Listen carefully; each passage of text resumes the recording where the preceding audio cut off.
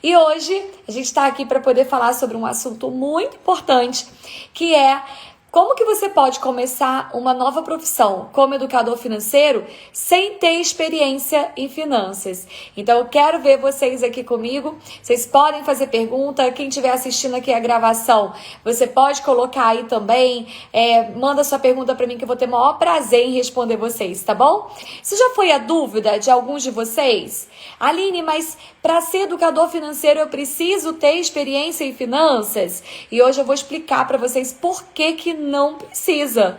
Por que dá para ser educador financeiro mesmo sem experiência em finanças, certo? Gente, uma coisa muito importante para falar com vocês sobre isso é que a educação financeira, como é um tema novo, muitas pessoas acham que ela está relacionado à parte de finanças, que é aquela parte mais técnica, operacional, né? Por exemplo, contabilidade. Então, o termo financeiro ali, ele acabou ficando muito ligado a isso.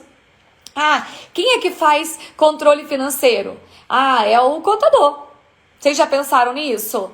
Mas não, o contador, ele também trabalha no financeiro, só que ele tem uma outra atribuição. Quem é que faz controle financeiro? Ah, é o gerente financeiro. Sim, o gerente financeiro também faz controle financeiro, mas ele tem uma outra atribuição. Então a gente pega um termo financeiro e coloca tudo como se fosse numa caixinha só, e acaba achando que quem vai dar aula de educação financeira é quem trabalha com o financeiro. E não é isso, tá? O profissional de educação financeira, ele é um professor. Ele tem que gostar de ensinar. Ele tem que gostar de sentar com a pessoa e facilitar o entendimento. Eu já vi muitas pessoas que falam que são educadores financeiros, mas que elas estão ali mais ensinando um conteúdo técnico do que conseguindo ensinar uma coisa mais simplificada para a vida das pessoas. E o que acontece com isso? Durante muito tempo, as pessoas que tinham mais acesso ao conhecimento, eles usavam uma linguagem muito específica até para que as outras pessoas não tivessem acesso. Vocês sabem disso? Por que os advogados usam termos jurídicos que quando você vai ler você não entende nada? De certa forma, gente, é para você conseguir fazer você conseguir deter aquele poder. Por exemplo, se só eu entendo aquilo, então as pessoas vão ter que me contratar, porque só eu que entendo. Por muito tempo, o conhecimento foi assim. As pessoas usavam esses vocabulários mais complexos para conseguir fazer uma reserva de conhecimento, como se eu não quisesse compartilhar o conhecimento. E nas finanças, a mesma coisa. Quantas vezes que você foi no banco e o gerente do banco ou aquela pessoa que estava te atendendo usou vários termos técnicos que você não entendeu nada? E aí, como você não entendeu nada e você ficou com vergonha de perguntar o que era, você foi lá e disse sim ou não, sem nem saber o que estava acontecendo. Eu lembro que uma vez eu fui no banco com meu pai e a gerente chegou para ele e falou assim: "Olha, seu José Carlos, vem aqui. Olha só, tô com um investimento muito bom, que tá rendendo 70% ao mês." Aí naquela hora meu pai pegou, olhou para mim, aí falou assim: "Caraca, 70% é um investimento muito bom." Aí eu parei, aí eu perguntei de novo. Aí eu perguntei para ela assim: qual que é o valor? Como é que tá rendendo? Aí ela, 70% do CDI. Aí eu, tá. Aí saímos. Meu pai não sabia o que era CDI. A maioria das pessoas não sabe o que é CDI. Gente, as pessoas normais, lembrem-se disso. As pessoas normais não sabem o que é CDI. Mas ele sabe o que é 70%. Vocês estão entendendo isso? Então, na cabeça dele, o que ficou registrado? Os 70%. E aí ele acha que se ele investir 10 mil, vai render 70% dos 10 mil. Aí quando a gente saiu do banco, eu cheguei para ele e falei assim: "Pai, peraí, deixa eu te explicar uma coisa. Não é 70% dos 10 mil que você vai investir ou dos 100 mil que você vai investir. É 70% de uma taxa chamada CDI. Olha só quanto é que está essa taxa hoje." Aí eu fui mostrar para ele. Ou seja, aquele investimento estava rendendo muito pouco. Muito pouco. Quando ele entendeu isso, ele falou assim: até parece, eu não vou deixar meu dinheiro lá para poder render isso. Claro que não. Deixa eu colocar meu dinheiro em outras coisas. Mas por falta de conhecimento, as pessoas caem nisso. Então, a linguagem técnica, ela também é feita para aquela pessoa que tem o poder técnico ali, consiga se distanciar daquela pessoa, e aquela pessoa não tem muita informação, né? Quantas pessoas aqui já caíram no conto do título de capitalização? Não, você pode economizar. Olha, guarda aí R$ 200 por mês, e aí depois você vai ter todo o seu dinheiro corrigido e não sei o quê, e você vai concorrer a sorteios, a prêmios, não sei o quê. A pessoa não entendeu nada daquilo. Ela vai dizer sim ou não, mas sem entender nada. Aí ela vai lá, aceita o título de capitalização, aí passou 5 meses, e ela tá lá, já colocou R$ 1.000 lá no título, mas ela não pode mais ficar dando R$ 200 todo mês, e ela resolve cancelar o título. Aí, ao invés de receber os 1.000 que ela recebeu, aí ela vai receber R$ 500. Aí ela, ué, mas como assim? Eu ia receber o dinheiro de volta e agora eu só recebo 500. Não, mas é porque tem os descontos assim. Ou seja, faltou o quê? Conhecimento. A Adriana falou que já caiu. Conta aí, gente, se vocês já caíram também. Eu já fiz título de capitalização para ajudar a pessoa que estava ali no banco. Eu também não sabia o que era. Então, se você quer ser educador financeiro, mas não tem conhecimento em finanças, você vai ter que estudar. Mas você não vai precisar ser um técnico de finanças. Você não vai precisar fazer um curso de controladoria em finanças. Não precisa.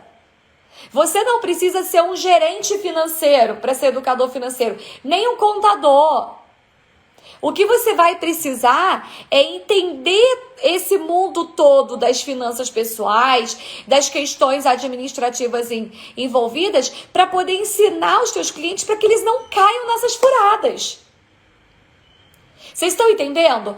Por isso que educação financeira não tem a ver com controladoria, com gestão financeira de empresas. Não tem a ver. Educação financeira, a gente fala sobre coisas do dia a dia que vão interferir nas nossas decisões. Que para algumas pessoas é super simples, mas que para a maioria das pessoas não é simples. Ontem eu recebi uma ligação de uma amiga minha, que ela veio me perguntar, Aline, você acha que é seguro investir em Bitcoin? Aí eu falei para ela, não é seguro, é um investimento de risco, Bitcoin. Ah, mas a minha filha falou que o fulano tá investindo e tá conseguindo uma boa rentabilidade, e minha filha falou que é para eu vender a casa e investir em Bitcoin, porque aí eu vou ter uma renda muito boa por mês, pago o aluguel de uma casa para eu morar e ainda vou ter dinheiro no bolso. Aí eu falei para ela, não faça isso. Não faça isso. Por quê? Porque, gente, não é seguro. Ah, Aline, mas ela falou para mim que a empresa faz um contrato que garante que você não vai perder dinheiro. Não existe contrato que garante que você não vai perder dinheiro. Não existe isso. Contrato, qualquer pessoa pode fazer. O seu vizinho pode fazer um contrato com você e falar, você quer me dar 300 mil? Eu garanto para você que você não vai perder. Aí você faz um contrato com ele. Como é que ele vai garantir? Não vai garantir nada. Então, a educação financeira, ela é fundamental para que a gente consiga ter o conhecimento suficiente para fazer nossas escolhas. Como educador financeiro, mesmo que você não seja um especialista em finanças, você vai precisar estudar educação financeira sim. Não é gaste menos do que você ganha. Não, isso aí era no tempo da nossa avó. Que eles não tinham muita opção. Quais eram as opções naquela época? 80 anos atrás, era o quê? Trabalhou, gasta menos do que você ganha e a diferença põe na poupança, acabou. Era isso, lá atrás. Hoje em dia, não. Hoje em dia, a gente tem muita oportunidade. E isso é bom? É ótimo. Mas, ao mesmo tempo que tem muita oportunidade, tem muitas pegadinhas envolvidas que as pessoas caem.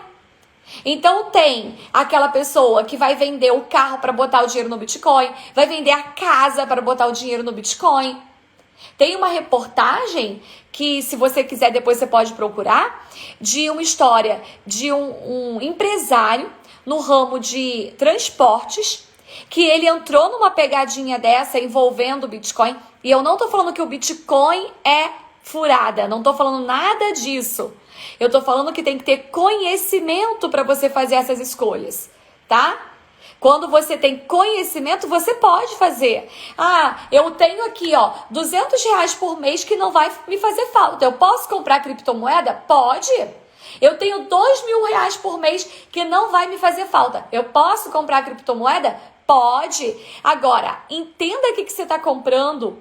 Não vai cair na pirâmide do seu vizinho, do seu colega. Não vai cair, não. Vai aprender. Vai lá, compra com a corretora. Faz tudo certinho. Mas a maioria das pessoas, por falta de conhecimento, o olho cresce. Porque não é verdade que o olho cresce? O olho cresce. E aí a pessoa acredita na Tinkerbell, no coelhinho da Páscoa, e aí chega lá o primo do colega do seu amigo e fala: não, você pode investir 50 mil, dá 50 mil na minha mão, que daqui a um ano você vai ter 1 milhão. Eu já vi pessoa fazendo isso. E a pessoa chegar pra mim e falar assim: Aline, mas ele me garantiu que eu vou botar 50 mil na mão dele e daqui a um ano eu vou ter 1 milhão. Ai, você acreditou? Não, acreditei. Inclusive, eu vou pegar um empréstimo de 50 mil para poder colocar lá. Vai se ferrar. É isso que vai acontecer. Porque o olho cresce e aí você fica o quê? Achando que existe milagre. Mas isso é falta de conhecimento. Então tem que ter conhecimento. A reportagem que eu vi, que eu tava falando para vocês, um empresário do ramo de transporte. O cara começou do zero. Foi lá, trabalhou, já tinha uma frota de caminhões. Aí ouviu essa história, né? Aí o que ele falou? Pô, se tá dando muito dinheiro, o que eu vou fazer? Eu vou vender o meu caminhão. Olha o que a criatura fez. Ele vendeu os caminhões dele, pegou o dinheiro, colocou supostamente no esquema de criptomoedas, tá? Ele caiu numa pirâmide, mas ele botou no esquema de criptomoedas e financiou os outros caminhões. Pensa, financiou os outros caminhões.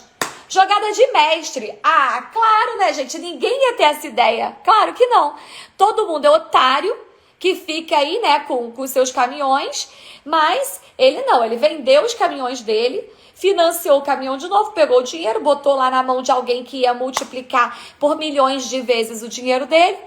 E tudo bem. Passou 1 mês, 2 meses, 3 meses, o dinheiro dele estava crescendo, ele feliz da vida. Depois de 6 meses, o dinheiro sumiu. O dinheiro sumiu. E aí? E aí que ele não tinha mais dinheiro para pagar as prestações dos caminhões que ele tinha financiado. Ele não tinha mais os dinheiros da pirâmide que ele tinha investido. E agora ele tinha perdido a empresa dele. Falta de conhecimento. Então, o trabalho do educador financeiro é estudar todas essas coisas que estão envolvidas que vão influenciar nas escolhas das pessoas. Essa é a nossa linha de estudo.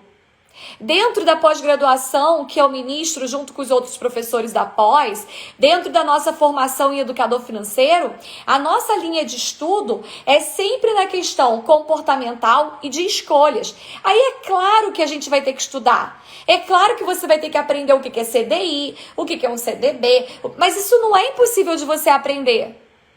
Não é impossível de você aprender, você vai estudar. Do mesmo jeito que quando alguém quer estudar para ter uma nova profissão qualquer, ela vai ter que estudar. Seja uma cabeleireira, seja um médico, seja um advogado.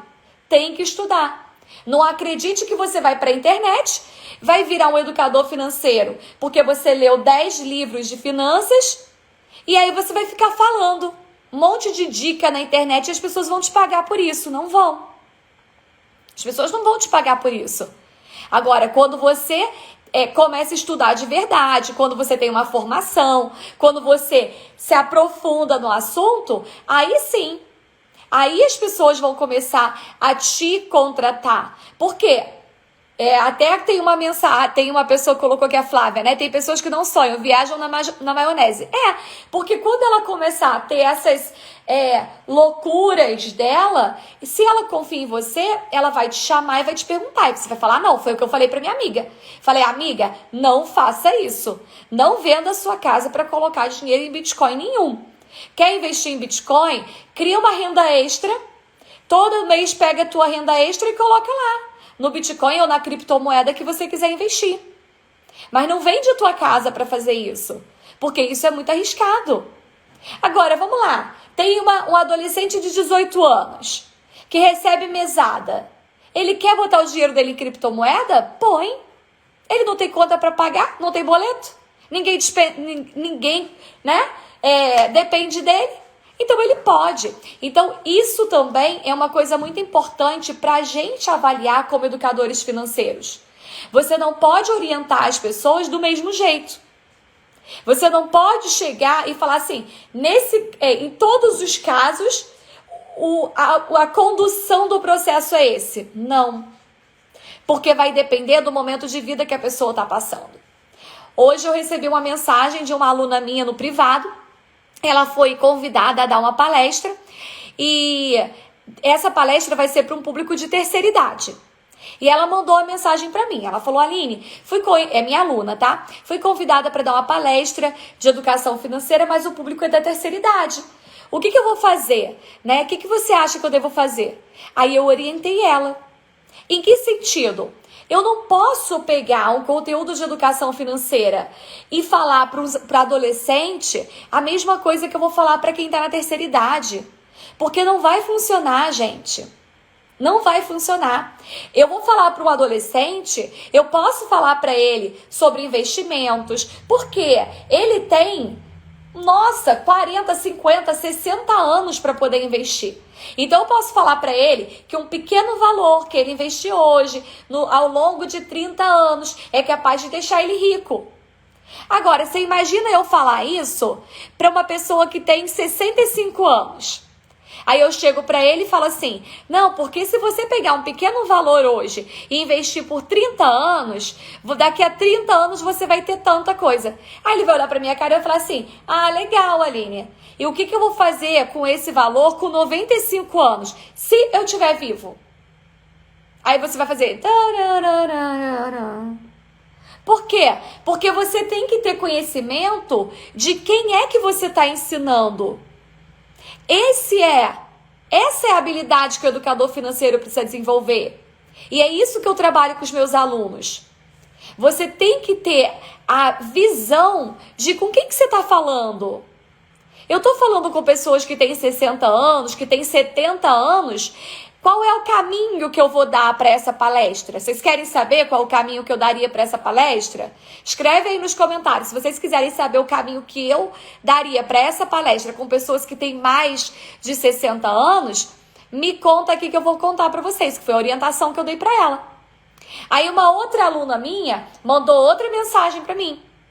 Aí ela colocou o seguinte, Aline, eu tô com uma cliente que ela tá com uma fatura do cartão de crédito alta e ela tá com uma reserva para poder investir no negócio. O que é melhor? Ela pagar a fatura de cartão de crédito ou investir no negócio? Olha só. E aí? É uma resposta só para todo mundo? Não é. Então a gente tem que saber orientar de acordo com a realidade da pessoa. O pessoal colocando, né? Muito bom. Muito bom. Então vamos lá. Essa foi a orientação que eu dei para minha aluna que foi convidada para palestrar para um público de terceira idade. Gente, pensa comigo. O público de terceira idade, ele já fez a parte dele, né? Ele já trabalhou, ele já está aposentado. Se ele juntou dinheiro a vida toda, ele tá com o dinheirinho dele, com o pezinho de meia dele feito.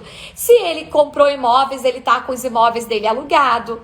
Ele já construiu o patrimônio dele, tá? E se ele não construiu o patrimônio dele, não é depois de 70 anos que ele vai começar a pensar em investir para daqui a 30, tá? Então vamos logo pensar sobre isso.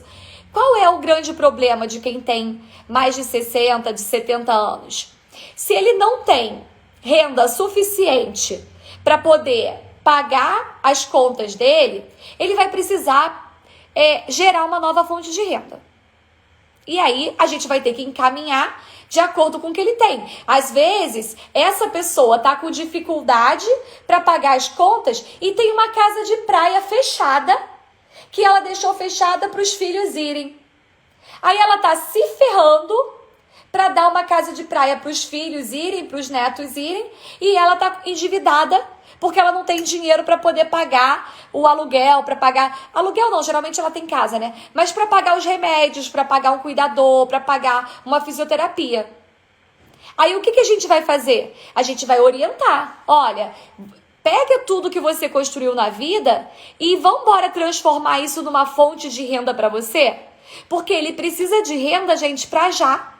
Ele não precisa de renda para o futuro, tá? Então a gente vai ter que olhar para a realidade dessa pessoa e mostrar que às vezes, ele tem 3 casas. Mas ele tem peninha do neto. Aí ele vai e deixa o neto morar naquela casa sem pagar aluguel. E ele tá lá, se ferrando, se lascando, mas o neto tá morando no aluguel dele. O neto tem 25 anos, podia estar trabalhando, pagando as próprias contas, mas não. Tá lá porque o vô tá sendo bonzinho. Então a gente vai precisar falar com esse público de terceira idade, principalmente que ele precisa usufruir do que ele construiu a vida toda. Aquele trabalho todo que ele teve a vida toda é para usufruir agora. Não é para deixar para o neto usufruir, para o filho usufruir, não. É para ele aproveitar em vida. Outra coisa que a gente precisa falar com as pessoas de terceira idade é sobre sonhos. Quais sonhos que você tinha e não conseguiu realizar? Por que você não está realizando?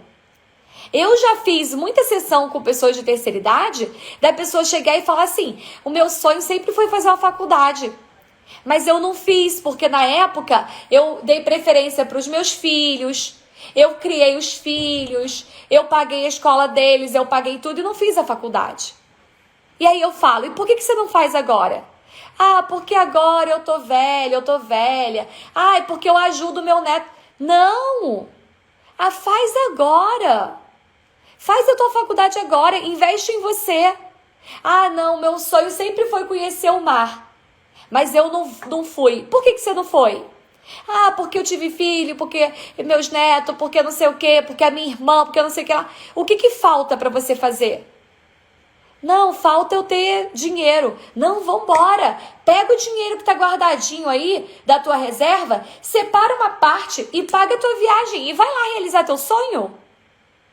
Por quê? Vai ficar deixando tudo guardado para quem? Então a gente vai ter que olhar se aquela pessoa, ela construiu um patrimônio, ela tem uma reserva e ela tá só guardando, ela tem que usufruir daquela reserva. Ela tem que usufruir. Ela não tem que ficar pensando em todo mundo e deixando ela para trás a vida toda. Então eu falei para minha aluna, fala sobre sonhos. Fala sobre coisas que eles querem realizar e que eles não realizam. Explica para eles quanto que eles estão deixando a vida deles de lado para poder ajudar as outras pessoas que podem trabalhar, que podem fazer o próprio dinheiro, que podem cobrir o próprio sustento. Aí ela pegou e falou, nossa, muito obrigada, eu vou fazer isso e tal. Está fazendo sentido para vocês isso? Que é muito diferente? Agora, se eu tô falando com um público que tem 30 anos, eu não vou falar para ele pegar o dinheiro agora e realizar o sonho dele agora. Não. Por quê? Porque ele tem mais 30 anos pela frente para poder realizar os sonhos deles. Então, a gente vai ter que, como educador, primeiro, isso é estudo, tá? Aline, como é que eu descubro isso? Como é que eu vou saber o que eu falo para quem? É estudo. É estudo. Eu estudo durante 6 anos que eu estudo todos os dias. Todos os dias eu estudo. Eu vou lá, eu entendo, eu vou lá perceber, eu converso com as pessoas, eu escuto, tem todos os dias. Então isso é estudo, só que é estudo com prática. Então se você quer ser um profissional bom de verdade, você vai ter que estudar pra caramba mesmo, não tem jeito. Mas você não precisa ser um especialista em finanças. Você vai ter que ser um especialista em pessoas. Porque a gente fala com pessoas. Mesmo quando você vai dar uma mentoria para um dono de uma empresa. Você vai dar uma mentoria para um dono de empresa, mas ele é uma pessoa. Você vai ter que ser um especialista em pessoas. E quando a gente trabalha isso dentro da nossa formação, da nossa pós-graduação, eu vou te ensinar a se especializar em pessoas mesmo. Em olhar para aquela pessoa e saber, opa, isso aqui não vai dar certo. Mas como é que eu mostro para ele que não vai dar certo? Se eu chegar para aquela avó que tá lá sustentando um monte de neto e nunca faz nada para ela e falar para ela assim, para de pagar tudo e vai viver sua vida, você acha que ela vai fazer? Não vai. Vovó, para com isso. Seus netos já são crescidos. Larga eles de mão para poder eles aprenderem, para poder eles crescer e vai realizar teus sonhos. Ela não vai fazer. Então, eu tenho que ter técnica, eu tenho que ter estratégia para poder eu mostrar para ela que ela, sim, está abrindo mão da vida dela em prol dos outros. E que ninguém mais vai fazer isso por ela. Não tem outra pessoa que vai fazer. Não vai ter. É ela. É ela que vai ter que fazer. Então, a gente tem que ter conhecimento para isso. Agora, o que vai fazer diferença se eu sou uma pessoa formada em gestão financeira? O que vai fazer diferença? Nenhuma. Tem um monte de aluno que é formado em economia, contabilidade, gestão financeira, MBA em controladoria e finanças. Aí eu pergunto, o que vocês usam disso para atuar como educador financeiro? Nada. Nada. Talvez use uma planilha que sabe fazer melhor, talvez use uma sacada, e a gente usa de tudo, do mesmo jeito que quem é formado em direito vai usar um conhecimento que tem de direito, quem é formado em administração vai trazer um conceito de administração, vai trazer, mas a necessidade de ser um especialista em finanças não é. Aline, eu sou professor de matemática. Então tá tudo resolvido? Não tá. Porque a matemática, ela é um pedacinho, ela é uma ferramenta que a gente usa para poder fazer uma conta, para poder fazer uma simulação, para poder fazer uma projeção. É isso. Mas o que você vai ter que fazer com o teu cliente não é matemática. É conseguir entender a necessidade daquele cliente e ter as ferramentas necessárias para poder entender qual é o caminho melhor para aquele cliente seguir. Está fazendo sentido para vocês? Por que para ser educador financeiro não precisa ser um especialista em finanças? Agora, você vai ter que ser um especialista em educação financeira. Eu não estou aqui falando para vocês que qualquer um pode abrir aí o Instagram e virar educador financeiro sem ser especialista em nada. Não. Você vai ter que ser um especialista em educador financeiro, em educação financeira. E aí, para isso, vai ter que estudar, vai ter que se formar, vai ter que aprender. Porque senão não vai funcionar.